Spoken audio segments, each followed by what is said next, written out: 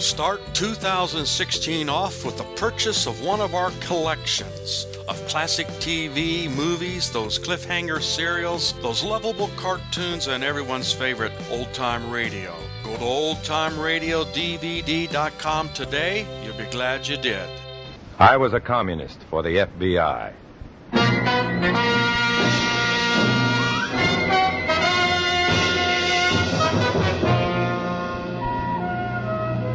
Starring Dana Andrews in an exciting tale of danger and espionage.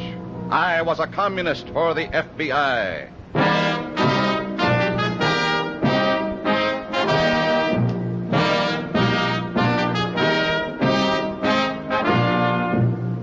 From the actual records and authentic experiences of Matt Cvetic come many of the incidents in this unusual story. Here is our star, Dana Andrews, as Matt Cvetic, who for 9 fantastic years lived as a communist for the FBI. You've heard it said, too often, no doubt, that it's a woman's privilege to change her mind. The communists I've known don't go for that theory at all. Rather than have a woman change her mind, the Reds will go to great lengths to change the woman. This practice can be dangerous for the woman and for the Reds. This story will tell you why. In a moment, listen to Dana Andrews as Matt Cvetic, Undercover Man.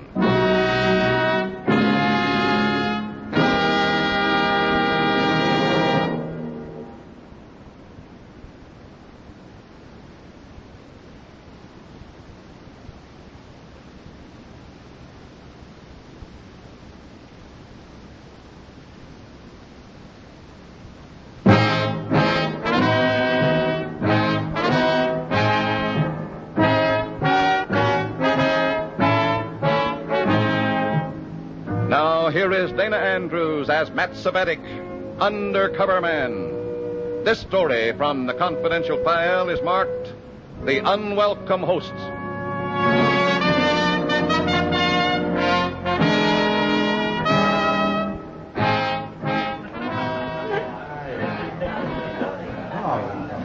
Sounds very cozy and civilized, doesn't it? Everyone's having a gay old time, and why not? This is a communist cell meeting, and these happy Reds are planning to liquidate an unsuspecting comrade. What could be more fun for a commie than that? Can you imagine her face when she finds herself on the boat back to Russia for discipline? Well, let's get down to business here. The Control Commission has issued a few instructions. Oh, Comrade Loche. Oh, yes, Comrade Cvetic? I'm still not sure why this Rostov woman is considered an enemy of the party. It really doesn't matter why, Cvetic. Moscow has informed us that she is, so she is. Well, we can't question that, but still We do know this, however. Sonya Rostov was a trusted news correspondent for Soviet publications. She wangled a trip to America, presumably to cover events at the legation. But actually, it was her way of escaping from the party. But are we sure of that? I'd hate to see an innocent woman punished. Do we doubt the word of our leaders? No, of course not. All right, then. Before Comrade Rostov left for America, she confided to one of her close friends that she intended to quit the party and become an American citizen. Oh, I see. And her friend informed our leaders in Russia, that it? Exactly. Now we have orders to see to it that Sonya Rostov does not become an American citizen. As a Soviet newswoman, she learned too much of party operations. As soon as possible, passage back to Moscow will be arranged for, and our job will be done. Now, about these instructions from the Control Commission. Here we are, Cvetic. Cvetic. Oh, yes, Comrade. You are assigned to handle the Sonya Rostov project. Me? Why me? Naturally, I'll help in any way I can. But I don't even know the woman. And get to know her. You're familiar with the workings of our communist press. She's a part of it. Win her confidence. Make her trust you. Well, look, Comrade, I'm very flattered by all this, but after all, I'm no ladies' man. The Rostov woman is a widow and alone. She probably has a few friends here. Some of them are loyal party workers who keep us informed of her activities. But since she's leaving the party for the bourgeoisie, she must be hungry for someone to trust, someone to help her. All right, Comrade. I'll help her. Good. There's a ship leaving for the Soviet in 2 weeks. It's up to you, Cvetic, to help Sonya Rostov to be on it. I visited Sonya Rostov at the legation's press room. She wasn't really a beautiful woman, but her smile was shy. Her deep-set eyes were large and full of memories. Her manner gentle. All this added up to a disarming attractiveness. After a few visits, our conversations came easily. Maybe she was flattered to find someone so interested in her work, or maybe she was just eager to find a friend. There. Done. Well, perhaps this dispatch will please our leaders more. Haven't they been satisfied with your others? Comrade Cvetic, it is so difficult. I am told to describe American life. Well, I write what I see. Then I am chastised for it. Why? You don't favor this capitalistic rat race, do you? Oh, no, of course not. But in describing the truth, one cannot avoid mentioning the stores so abundant with so many foods. But the gleaming white appliances for cooking, the colorful fashions for women, the untroubled children. No, of course, these are all symbols of the superficial bourgeois existence. Sure. I hope you realize that by acknowledging them, I do not praise them. Say, I've got an idea. As long as these superficial symbols are here, let's you and I exploit them a little. No? I do not understand. Let's have some fun at the expense of the capitalistic system. Let's squander American money on useless bourgeois entertainments. Oh, no, Comrade Cvetic. A worker for the cause cannot stoop to impractical pleasure. Oh, don't be silly. I'm as loyal to the party as you are. How can you describe American life if you don't know how Americans have fun? That is true. No, really, I thank you, but I must... No. Must what? I must... I must nothing. Good, let's go. Let's show the capitalists that communists can have fun, too.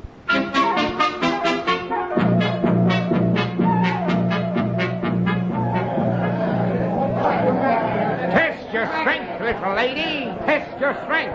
Just raise the sledge above your pretty little head and bring it down with all the power in your body. You ready now? Yes, I am ready. Okay. A 1, a 2, swing! Did I do that? You and your own little biceps. That's a healthy little lady you got there, mister. Strong and ox. Oh, what will you have, lady? The Cupid doll or the genuine plastic flower vase? Well, the vase is more functional, Sonia. Yes, I know. I will take the Cupid doll, please.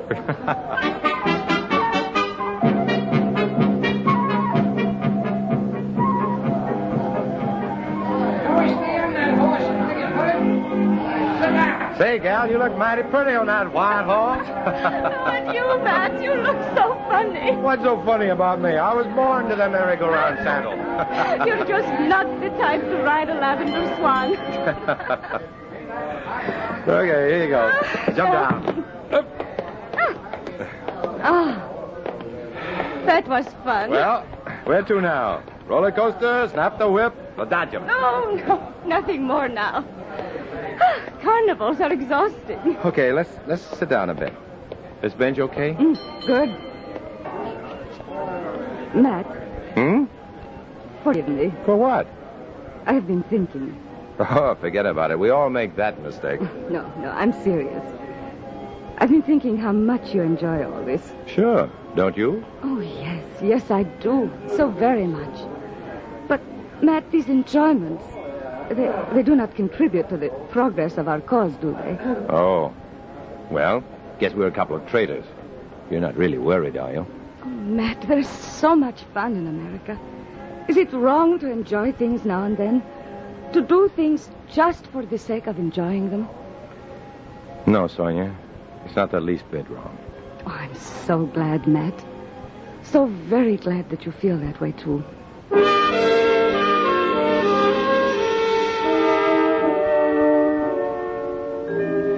Ordinarily, I wouldn't have dared to agree with Sonia. But under the circumstances, Comrade Lochet would have to consider my attitude a part of the gag. Part of the treachery I was expected to work against Sonia. To Sonia, though, my words of agreement were an act of faith. A sign that I'd be willing to help her. And actually, that's just what I wanted to do. In spite of Lochet and the other Red cellmates, I was determined not to send Sonia back into the hands of the commies. She could be invaluable to the FBI in the fight against Reds. I might have figured a way to save her if I'd had the time, but the next day I received an unexpected visit from Lochet himself. Comrade Cvetic, I hate to interrupt your courtship with Sonia Rostov, but our superiors are getting jittery. Jittery? Why? I have her eating out of my hand. New orders, comrade. Moscow is displeased with the latest dispatches the Rostov woman has been filing. They want her taken out of circulation till she sails next week. What do you mean, out of circulation? She's not that dangerous. Evidently she is, Cvetic. She'll have to be taken into custody until Take a prisoner? Why, you're crazy. We'd just be calling attention to Cvetic, I'm surprised at you. There are many party members who'd be delighted to keep Comrade Rostov for a week. Maybe even one of her own friends. Yeah, fine. Naturally, we'd supply the opiates and other drugs. Drugs? You're talking like a two-bit melodrama. Would you like to see the orders yourself? They came this morning. All right, I believe you. But what arrangements have been made? How am I supposed to take Sonia prisoner? That, my comrade, is your problem. I'll make sure that the other cells in this area are alerted. When you've prepared her for the trap, let me know. I'll see to it that the trap is sprung. Oh, and Cvetic. Yeah? Work fast. Our leaders want prompt action.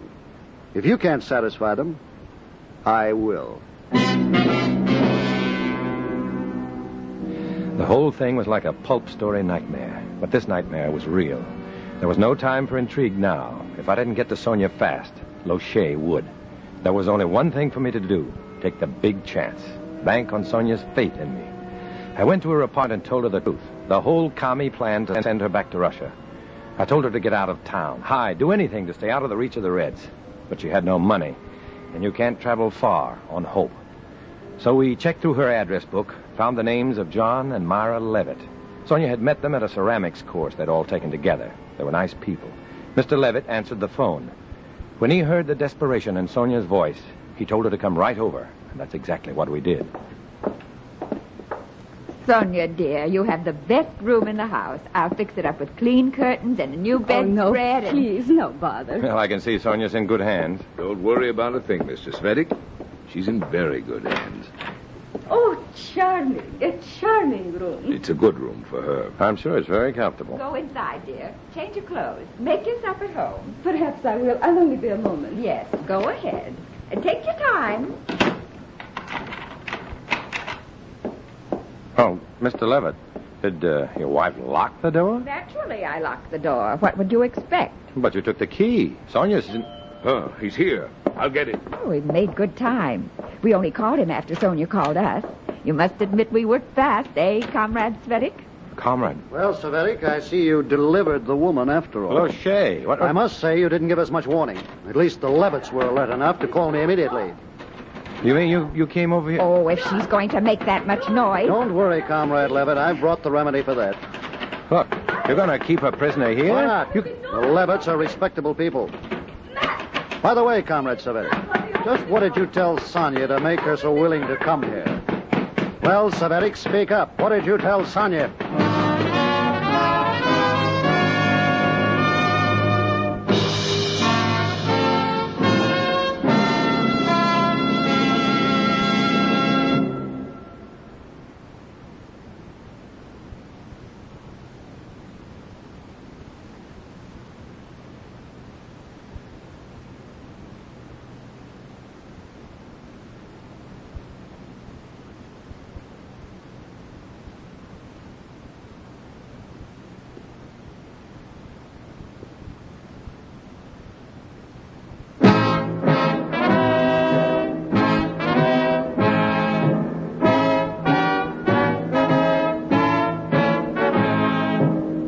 Now back to Dana Andrews, starring as Matt Cvetic in I Was a Communist for the FBI, and the second act of our story.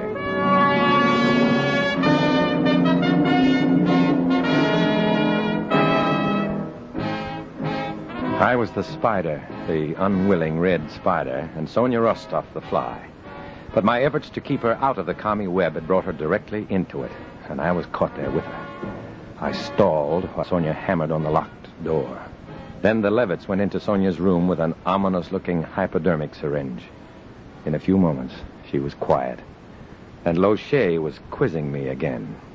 I'm waiting, Cvetic. What made Comrade Rostov so eager to come here? What did you tell her? What do you think I told her, Lochet? If I'd lost her confidence, I'd never have gotten her here. So I did the only sensible thing. What did you tell her, Cvetic? I told her exactly what you were planning to do to her. What? I told her you were planning to ship her back to Russia. I told her she had to hide, to get away, to disappear. Cvetic, are you out of your mind? Am I? Think about it, Lochet. Think hard.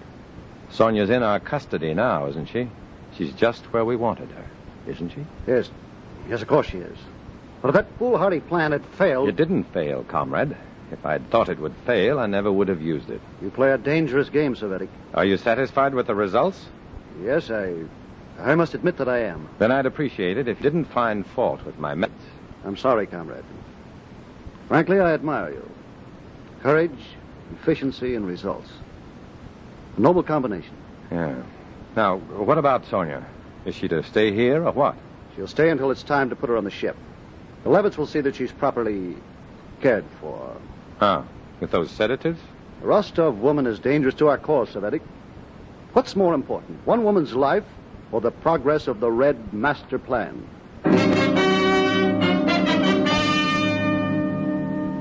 I'd managed to bluff my own way out of the trap, but Sonia was still there, a prisoner of the commies. I'd hoped to avoid calling the FBI for help, but now the situation was desperate.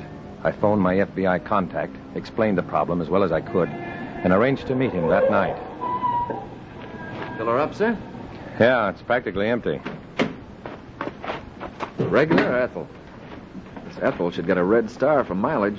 I'll take the Red Star, Ethel. Okay, Matt. What did you find out, Beaker? Can you get Sonia out of the Levitt apartment? No, Matt. The FBI can't interfere. Sonia Rostov isn't a citizen. Maybe the local police... No. If the cops showed up, the Reds would know someone tipped them off. Yeah, you're right. Look, Beaker, this gal isn't just a commie with cold feet. She's had a tough time. Her husband was accused of being disloyal back in Russia. He was taken away like that. She stayed with the party because it was all she knew, all she'd ever been taught. Okay, Matt. We'll think of something. When she finally realized the truth about the Reds, a friend turned her in. Better check the oil. Come on.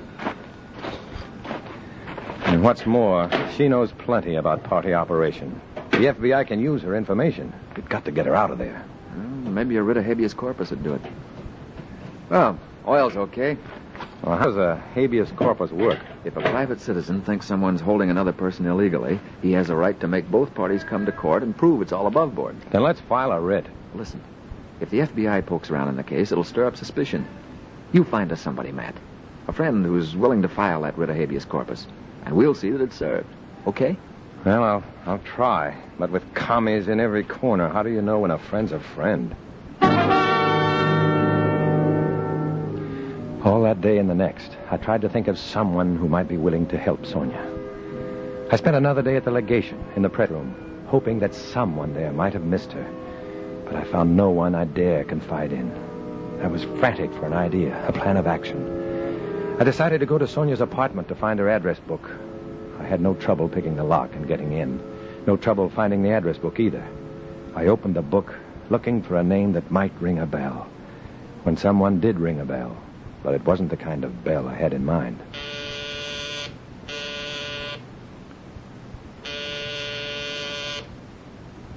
I held my breath and waited.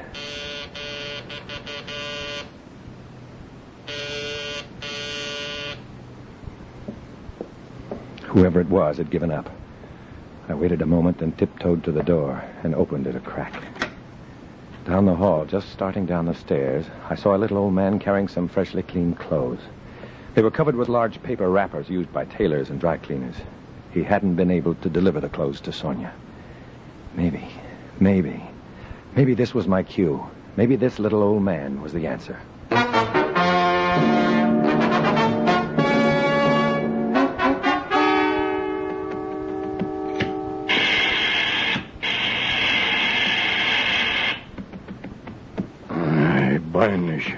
I'm pressing clothes at my age. My arthritis is killing me. It looks like hard work, all right. I should be an acrobat better. No? What can I do for you? It's about Miss Rostov's cleaning. Miss Rostov, it's about time, I'd like to tell you. Why? Has it been very long? Listen, mister. She brings the clothes last week. She says she's got to have them Monday. Rush, she tells me. So, I break my back to have them for Monday. No, this is Thursday. Where is she? But she's staying with some friends a few blocks from here. She'd like you to deliver her clothes over there. Over there. Huh? Can't you possibly deliver them? Here, I'll give you the address. The name is Levitt. She needs them. So let her come and get them. Just a minute. Hey, just a minute. Mister, I ain't got time to schmooze. I'm a busy man. Well, I know you are, but you've got to understand. Sonia Rostov is at this address. She needs her clothes. So she can't get away for a few minutes? No, that's exactly it. She can't get away. Do you understand? She can't get away. Oh. Uh-huh. What's the matter? She's sick? No, but she needs all the help she can get. Do you understand that? Mister, if you got something on your mind, say it. Stop talking in circles. Well, answer one question. Would you be willing to help Miss Rostov if you could? I mean, really help her. All right. I'll deliver the clothes on my way home tonight. Such a federal case you're making. I'll help her. Good. Thanks a lot. Hey, wait a minute. What? What's Miss Rostov to you? Who are you, anyway? Well, the name is Locher. Locher. Henry Locher.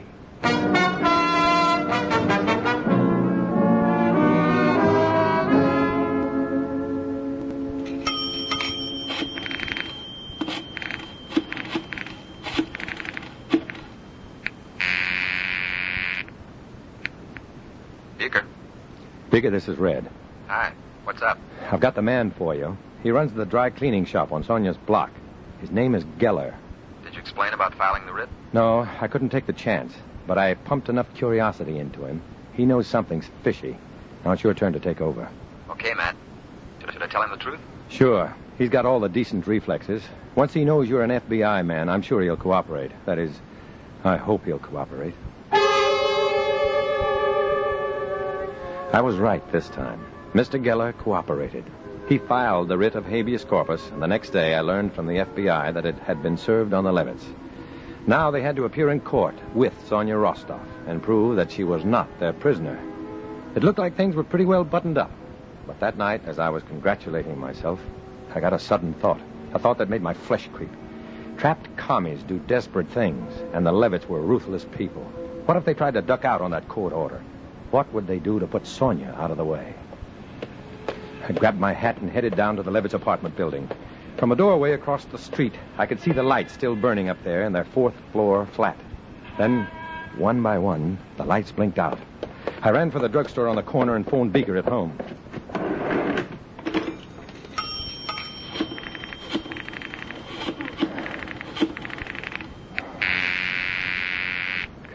Come on.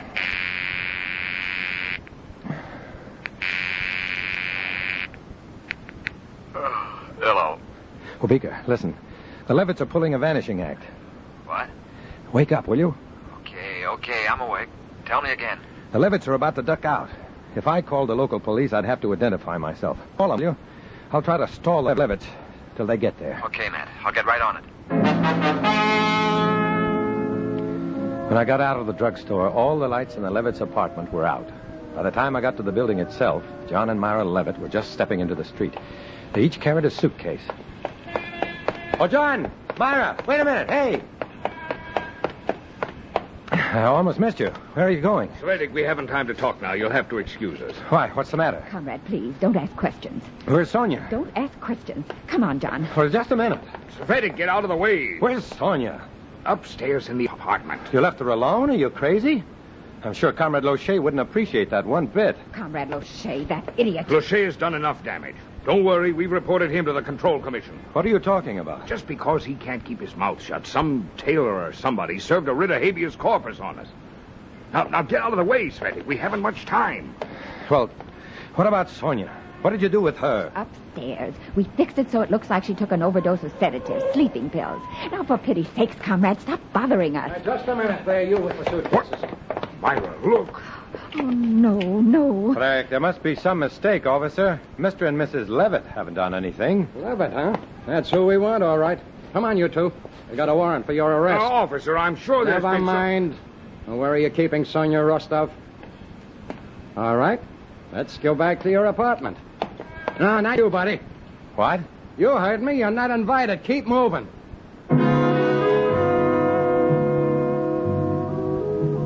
I watched them disappear into the building. Then I walked on down the street. They found Sonia, all right, in time to treat her for that lethal dose of drugs. She's an American citizen now and still takes her cleaning to Mr. Geller's little tailor shop. They've become good friends, too, Sonia and Mr. Geller. I walk by there every once in a while, hoping to catch a glimpse of them and hoping they won't see me. They'd never understand why I can't keep a friend.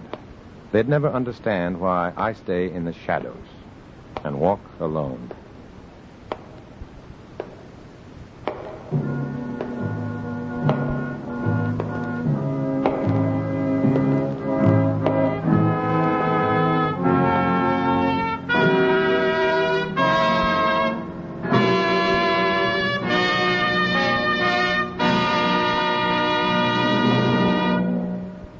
Dana Andrews will return in just a moment.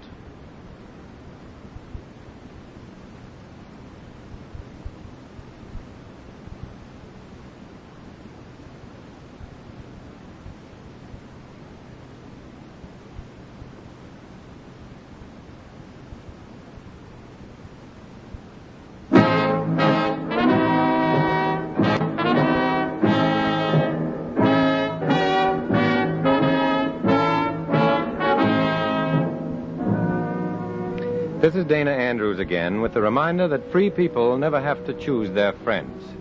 Their friends choose them. In the story you just heard, names, dates, and places are fictitious to protect innocent persons. Many of these stories are based on incidents in the life of Matt Cvetic, who worked undercover for the FBI. Next week, another fantastic adventure. Join us then, won't you?